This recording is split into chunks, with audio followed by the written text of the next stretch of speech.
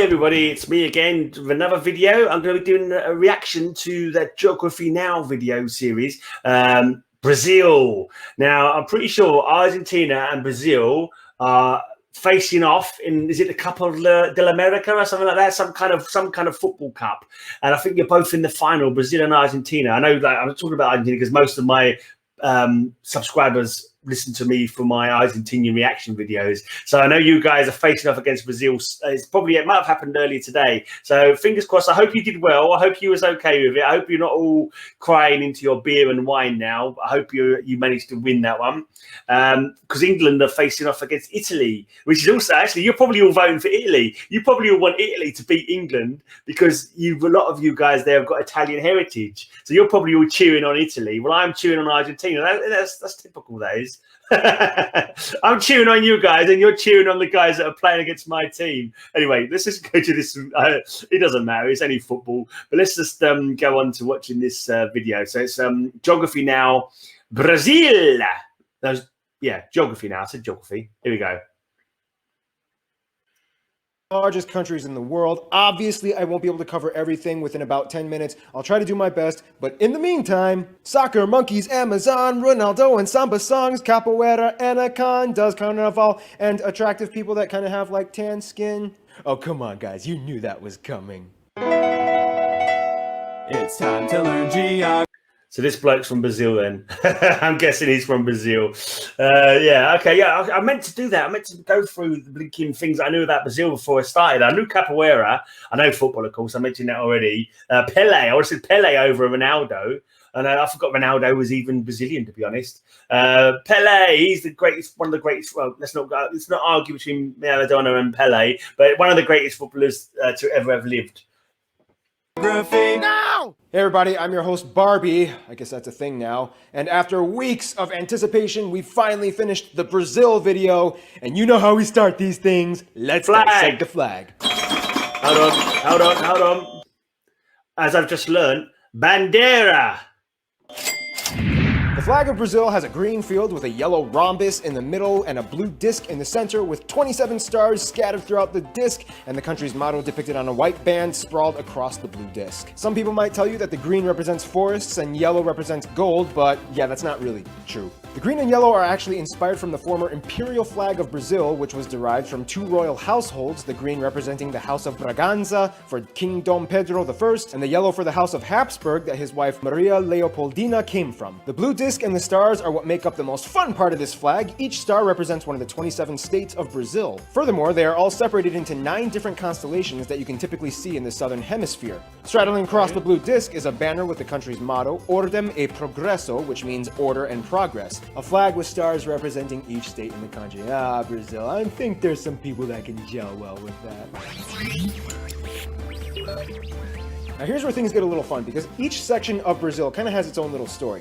But first, Brazil is the largest country in the South American continent. If you grew up in Latin America, you would have been told that both South and North America are together one continent, but for pragmatic definitional reasons, we're just going to treat South America as a separate entity, as its own continent. Brazil's domain stretches all the way from the Atlantic coast and deep into the interior of the continent. Brazil is bordered by every single South American country except for Ecuador and Chile. You could also technically say that Brazil borders France. Why? Because of this little guy, French Guiana. That's right, this is not a country, but rather an overseas territory of France. It's okay, raise your hand if you just learned that. You're learning. The country's capital is the aptly named Brasilia, located slightly inland in the central.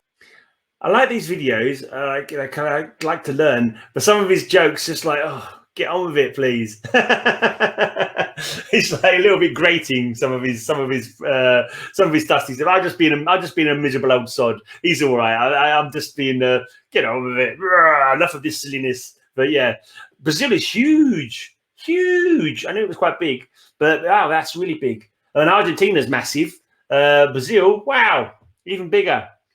West region of Brazil and actually administers itself in its own federal district, much like Washington, D.C. Brasilia was actually built in 1960 as they were switching from the old capital, Rio de Janeiro. That's right, it's pronounced Rio de Janeiro, not Rio de Janeiro. Get it right, we're not in Mexico, this is Portuguese, not Spanish. This was done in an attempt to provide a more regional neutrality for the rest of the states in Brazil by centralizing the capital. Brazil is divided into 27 federative units, 26 of which are states and 1 federal district, which is where the capital resides. Each state and region of Brazil has their own unique flavor that they bring to the table, and we'll discuss more about that in the demographics, but essentially it kind of goes like this. We grow food. We got all the money. We are so black. We are so white. Stop cutting our trees. In terms of disputes, Brazil has 2 disputed areas with Bolivia on the Mamore River and 2 disputed areas with Uruguay on the Uruguay River and in the Masoyer Rivera that nobody cares about. Funny backstory, Uruguay actually used to be part of Brazil, known as the Cisplatina province, yada yada yada. There was a war, they gained their independence. Brazil has a ton of islands off their coast, but the furthest reaches of the Brazilian domain would have to be the 4 island and archipelago chains in the Atlantic: Fernando de Noronha, the Rocas Atoll, the St. Peter and St. Paul Rocks, which is a non-permanent residence science lab station, and Trindade and Martin Vaz. Otherwise, the western mainland borders look kind of funny. If you look at the map, it kind of looks like Brazil has river Tourette syndrome, in which they have a lot of half rivers, but then they jump onto the next adjacent river, which is like a couple hundred kilometers away. It's like, I'll take part of the Rio Acre, but then, I'll cut through and make my way over to the Rio Puros. I'll take the Rio Santa Rosa, but then, I'll jump over to Rio Breu. This all had to do with centuries of disputes with the former empires, and today you have this massive piece of sovereign complexity. And that's just the borders. Wait till you see what's inside the borders. When you think of Brazil, everybody just kind of automatically defaults to one image: the Amazon. And yes, the Amazon is a very imperative factor to the nation's domain. However, there's a lot more to it in terms of landscape and terrain. First of all, about 60% of the entire Amazon rainforest is located in Brazil, mostly in the north region, and of course, no surprise, consists of the most heavily compact ecoregion on Earth. Out of all the 10 million species of animals and insects known to human beings, about half of them call the Amazon rainforest home. Many of the species that have yet to be discovered are still lingering about in the deep, uncharted. Half of the 10 million species in the world all live in the Amazon, is that? Wow, that's, yeah. Amazon is amazing, isn't it? I wouldn't want to go there, though, because there's too many insects and things that'll eat you and things that bite you and attack you and sting you and that kind of thing. But, yeah, it's beautiful to look at in videos. But, yeah, it's interesting. It's such a, you know, you get all the stuff about the Amazon being destroyed, rainforest being cut down, which is, you know, one of the figures I always hear is an area the size of Wales is cut down every week or something. That can't be right, surely. That sounds like it's an over-exaggeration. Surely if they did Wales, a size of Wales every day, it would be nearly gone by now, you'd think. But it's one of those figures you do hear. But yeah, let's get back to it. Depths of the Amazon today. Now, we all know that there's a huge deforestation problem going on in Brazil in the Amazon to provide more agricultural land. However, even Brazil's own citizens are harshly criticizing the action. It's a little tricky though, because with Brazil's rapidly growing population, more resources are demanded of the people. So it's kind of like, we get it, it's bad, but I mean, what do you want us to do? Our country is growing and we need to provide you people with more stuff. Use alternative methods! Like what?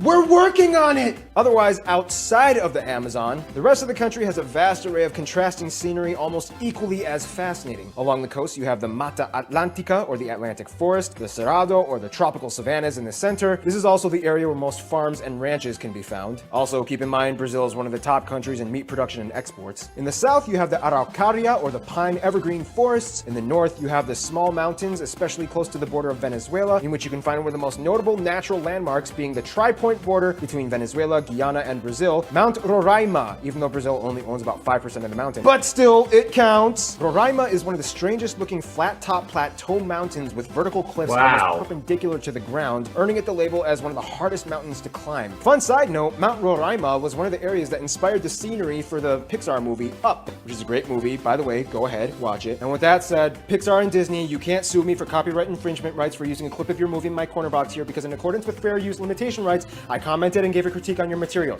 Just letting you know, you can't sue me. One of the most remarkably bizarre and unusual spots of the... I'd say the same thing to you. I've done it. I've made a comment on your material, so it counts that I'm showing a clip, I hope.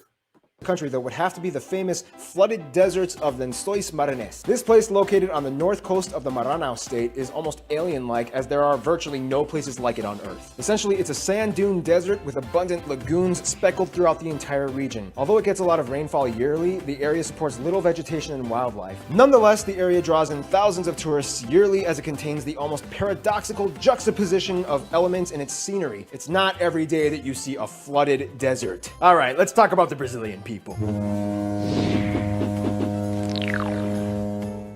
There was so much stuff to take in there. It's impossible. That mountain was interesting. There's like different forests in different regions. That desert kind of thing. There's like I want to know how many people live there as well. Like, is it one of those ones where there's like really sparsely populated? Like, there's big population centers like Rio de Janeiro, Brasilia, or whatever, but the rest of it is like really, really sparse. Because I was surprised that Argentina has got less people in it, even though it's a much bigger country. It's got less people in it than the UK. I'm wondering if it'll be the same with Brazil. Surely there won't be less people there than there are in the UK. Let's just find that out soon. Biscoito, bolacha, biscoito, bolacha. Yeah, we'll explain what that means in a little bit. But first, now, of course, Brazil is incredibly diverse, but before we get into that little pie graph thingamajiglet that we always do here in the demographics section, I feel like it's very crucial to mention one important thing about Brazil's people. Now, everybody knows that one of the most dramatically unique traits of Brazil would have to be its people. When asked, what do you think a Brazilian looks like? The stereotype is somebody with a perfectly bronzed, toned body and with slight Germanic features. One reason why this stereotype has been perpetuated so extensively is because, in a strange way, it's kind of true. Over the course of a few hundred years since colonization, Brazil's population has actually virtually invented an entirely new race that never exactly existed before, and it makes up nearly half of the entire population. I'm talking about the Pardo people. Now, although the definition is vague and up for relative dispute, essentially this is the easiest way I can describe it. Pardo people are kind of like people that are either too white to be black or too black to be white, and there's probably a little bit of Amerindian in there. That being said, now let's jump into the pie graph. Brazil has about 202 million people, making it the fifth most populous country in the world, right behind Indonesia. About 47%.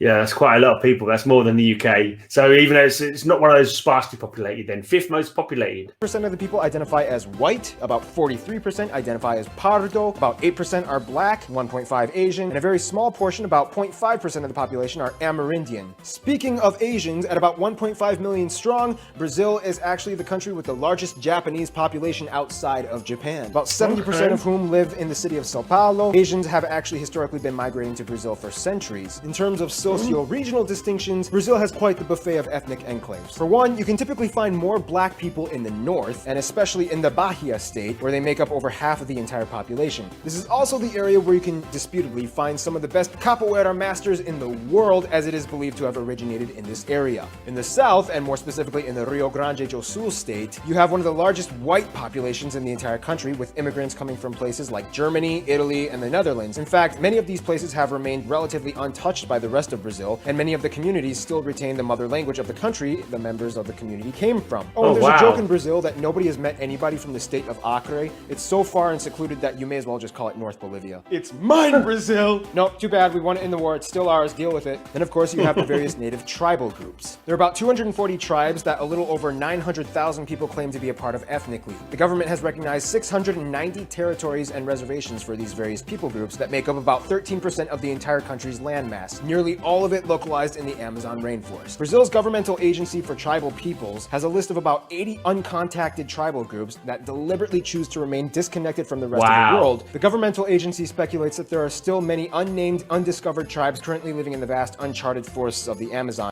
That's crazy. That's hard. Wow. 80 tribes of people they reckon they haven't even discovered yet. Wow, I mean, I know it's a big place, but it just boggles the mind how big the place must be that there could be 80 tribes out there that they haven't, who refuse to come and talk to people, to talk to like civilized, well, what we call civilized society. That just gives you the idea of the scale. I mean, we talk, I'm being silly. We talk about Bigfoot and stuff like that. There's always people that haven't been discovered. Who knows what kind of animals might not have been discovered. They talked about not being able to discover some animals haven't discovered. Maybe somewhere there's a valley of dinosaurs. That would be nice. I know there was a tree that was thought to have been extinct for years, and they found it in Australia a few years back. And literally, they thought they hadn't been seen for millennia. This tree, they didn't think it still existed. They'd seen fossils of it, but then there's some guy was in a valley doing some water study or something, and he's like, "This tree, I recognise it," because he was a botanist as well, I think, or an amateur botanist. He goes, "That tree's shouldn't be that tree. That tree doesn't exist anymore." So he discovered this tree. So I'm wondering one day someone's going to discover an animal like this. I don't know. You're not going to get a dinosaur probably, but you do have to wonder if someday we discover something blow our minds, like something with like I don't know, like a saber-toothed tiger still alive in the Amazon or something. You probably won't, but you know, it's kind of cool just to think about it, really. Culture-wise, it really depends on where you are in Brazil, but everybody knows that Brazil kind of has a very vibrant way that they carry themselves out to the rest of the world. The center of culture disputably being Rio de Janeiro, and the economic capital being Sao Paulo. Most of the population lives within driving distance of the coasts, so there is, in a sense, a prevalent beach culture, especially for the people on the east side of the country. Not everybody in Brazil loves soccer. In fact, many places prefer basketball, and skateboarding has actually been a huge thing that's been exploding over the past few years. And no, not everybody has been to a carnival. Oh, and another thing, there's currently a war going on in Brazil. It's been very brutal. It's been going on for decades, and it's getting quite intense right now. I'm talking about the cookie war. In Brazil, people will ridicule you if you pronounce the word for cookie differently from them, and especially it's a whole Rio versus Sao Paulo thing. People in Sao Paulo will... They're not called cookies, they're called biscuits, okay? Biscuits. We invented the English language, okay? Here in England. They're biscuits. Cookies? Who call them cookies? That's the Americans. Don't listen to them. They've got no idea. I'm definitely in the biscuit camp, but I don't think there's going to be a choice for biscuit. Whatever one sounds the most like biscuit is the one that I'm going with. We'll call it bolacha, and the people in Rio will call it biscoito. This conflict has led... The people in Rio are the most correct, as far as I'm concerned. Go Rio. Go biscuity. I can't even say it. Biscuits. To the violence and deaths, leading in the victimization of people caught in the crossfire. What? You almost fell for it, didn't you? Yeah, nearly. I was like, what? I was somebody talking. I suddenly started seeing that. I was like, what did I miss? What did I miss? You. Now let's talk about their relationships.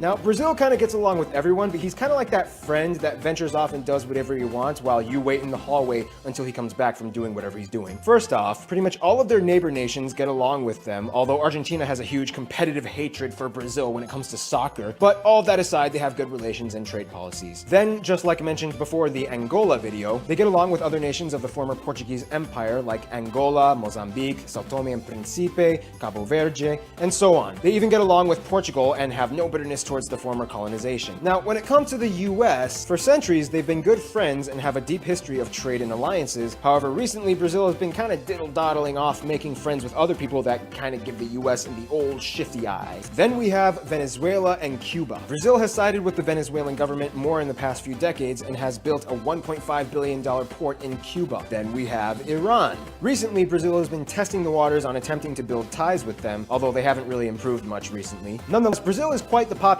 guy. Not many people dislike Brazil, except for maybe the Brazilians in Brazil that may complain about their own country's administrative affairs, but that's a lesson you'll have to learn by talking to an actual Brazilian person, not me. Plus, we're almost out of time. In conclusion, Brazil is so much more than just the Amazon and soccer, and we didn't even scratch the surface of Brazil in this video. And to find out more, I recommend just talk to a Brazilian. Just remember which side of the cookie you're on. Stay tuned. Brunei is coming up next. Biscuit. Hey, Geographies, once again. Yeah, I won't be watching Brunei yet. I'm going to go through the whole of South America before I move on to other countries. But yeah, that was cool, interesting stuff. Like a few bits there that made like quite impressive numbers, you know, that how many, like the tribes that haven't been discovered yet, how many people are still like to be found, or if they even want to be found. And say if they don't want to be found, leave them alone, you know, leave them. Hopefully they won't just get into their territory and destroy the Amazon so much that these tribes end up getting in conflict with like modern civilization as we know it. Hopefully that doesn't happen. But yeah, I mean, it was talking about a lot of people not wanting the rainforest being destroyed and saying, but you need this stuff. But I mean, stop having babies, people. Have a few less babies, yeah? Have a few less babies. Birth control. 1 child per family. That's all you need. You don't need more than that. Or none, like me. But yeah, no, it probably isn't the way forward. But you know, it's as a non-father, you know, I'm kind of like, yeah, you don't need to have kids. You know, have a few less kids, everybody. That's what I'm saying. But I understand it's probably not a very popular opinion, and in Catholic countries, it's probably not an opinion that should be mentioned at all because obviously there are certain rules that you have to abide by. But anyway, let's not talk about that. Let's just say that was a cool video. If you like that, go and sub the fella up. You watch more videos like that on his channel. And yeah, I enjoyed that one. I'm not sure what country is next. It'll be another South American country. But just the wealth of nature in the rainforest is so awesome, isn't it? It's just, you know, see the massive trees everywhere. That flooded desert was weird as well. All that rainforest, but nothing grows there. What is it? I didn't catch why stuff doesn't grow there. Is it because the sandy soil, it won't allow much growth?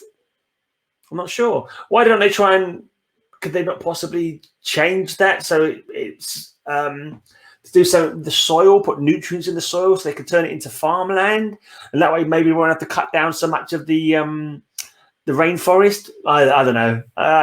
What do I know? I'm just a silly man with a silly YouTube channel reacting to other people's videos.